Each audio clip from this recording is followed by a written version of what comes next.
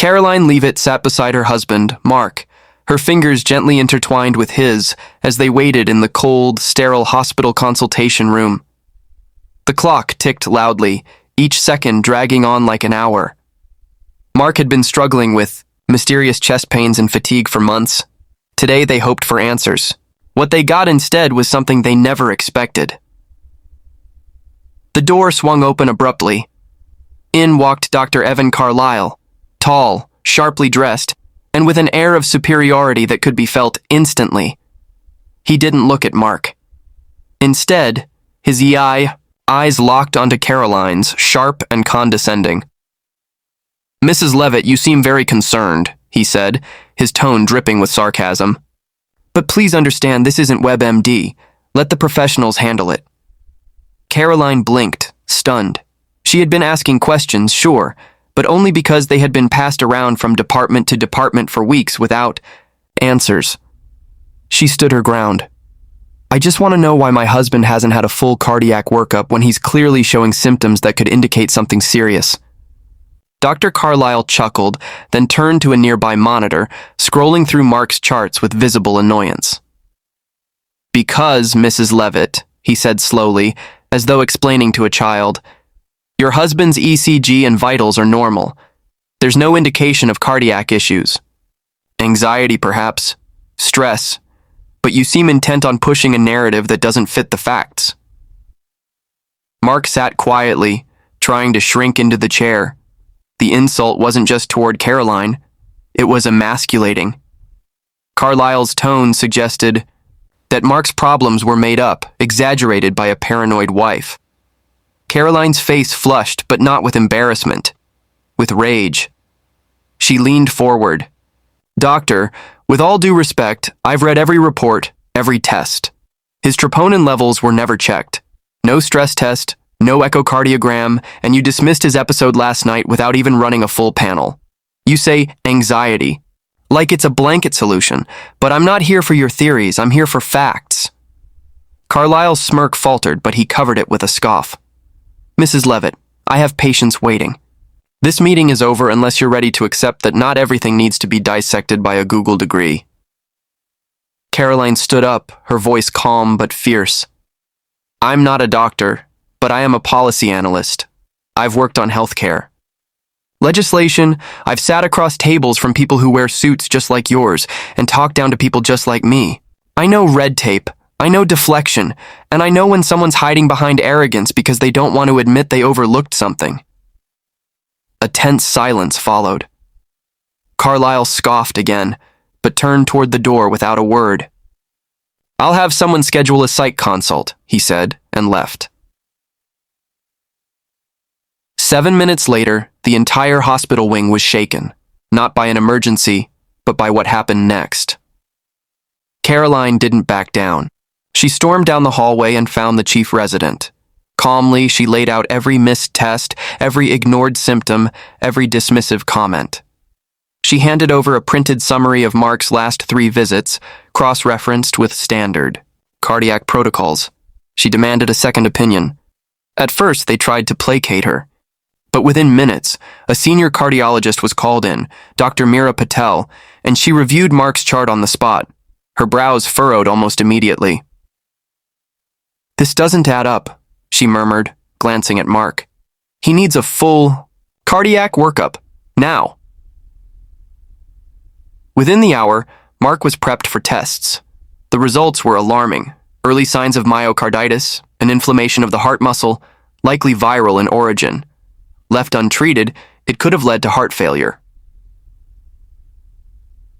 The hospital, quiet just moments before, erupted into organized chaos.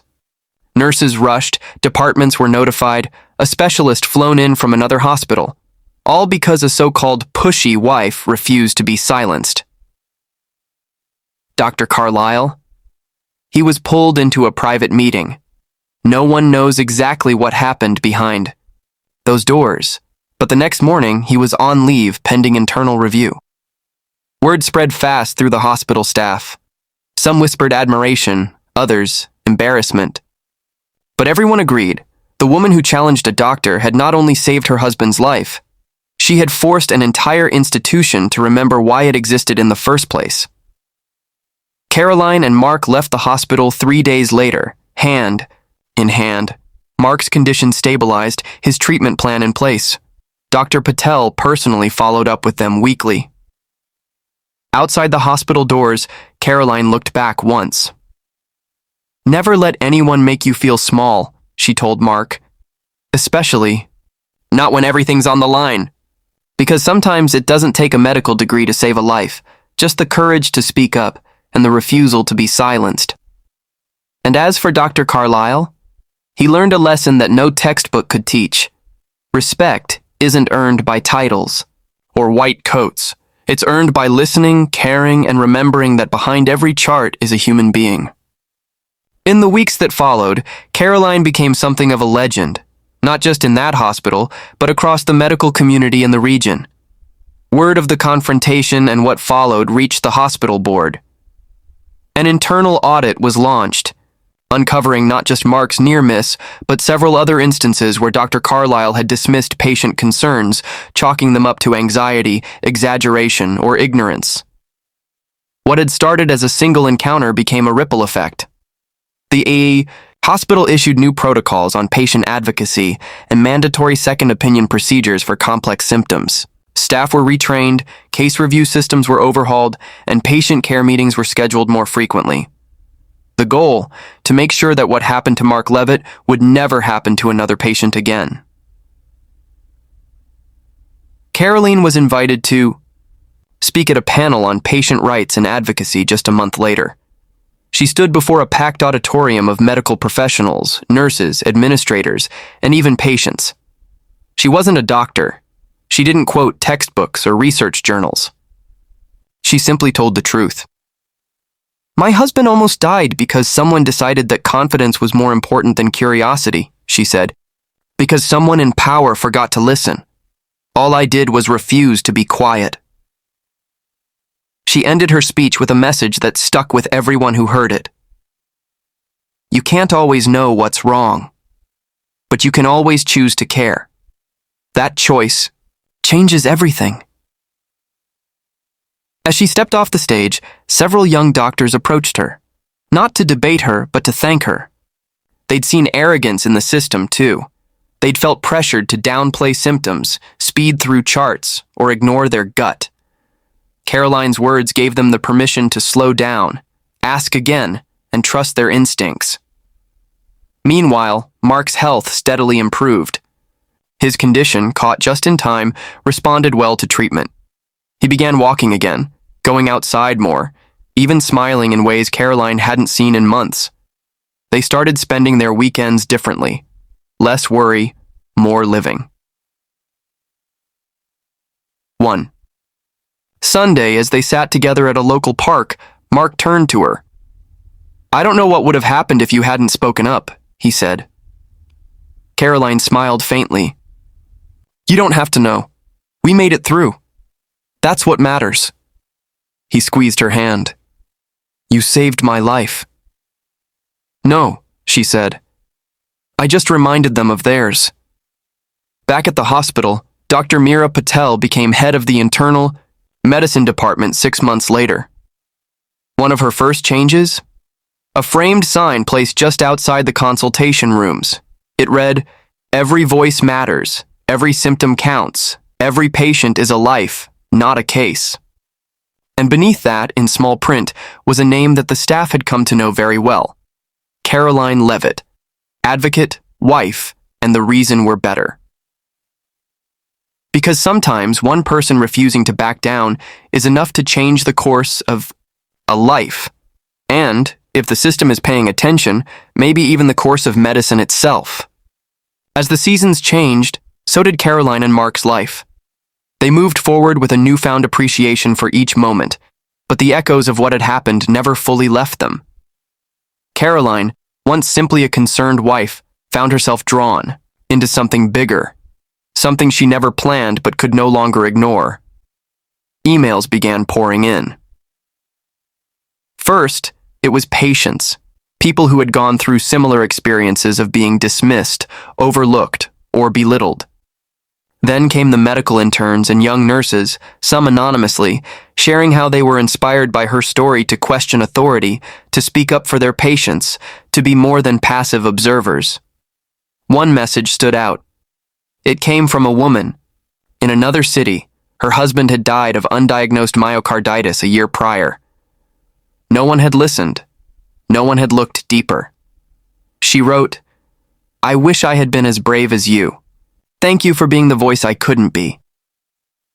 That single sentence changed everything for Karoline. Within weeks, she launched a small online platform called The Patient's Pulse. It started as a blog, a place for people to share their stories, both good and bad. But it quickly evolved.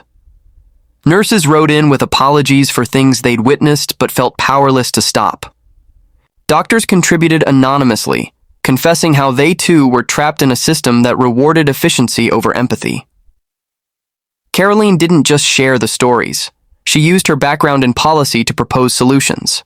She partnered with Advocacy groups, spoke at medical schools, and pushed for legislation around mandatory second opinions in emergency care. What had once been a traumatic experience had transformed into a movement. And as for Dr. Carlisle, months after being placed on leave, he returned to practicing medicine, but not at the same hospital. Rumor had it he had gone through a mandated empathy training program and been assigned a mentor to oversee his re-entry. No one knew exactly what changed, but a nurse from his new hospital later wrote to Karoline, "He's different now, quieter, listens more. I don't know what you said to him, but whatever it was, it worked." Karoline didn't smile at that. She didn't want revenge. She wanted growth. And if even someone like Carlisle could learn to listen, then maybe, just maybe, real change was possible. A year later, on the anniversary of Mark's diagnosis, the hospital where it all began invited Karoline back, not as a patient's wife, but as the keynote speaker for their annual Patient-Centered Care Summit. She stood at the podium, looking out at a room full of white coats and stethoscopes, but also, more importantly, open minds. "This isn't about me," she said. "It's about all of us remembering why we chose, or trusted, medicine in the first place.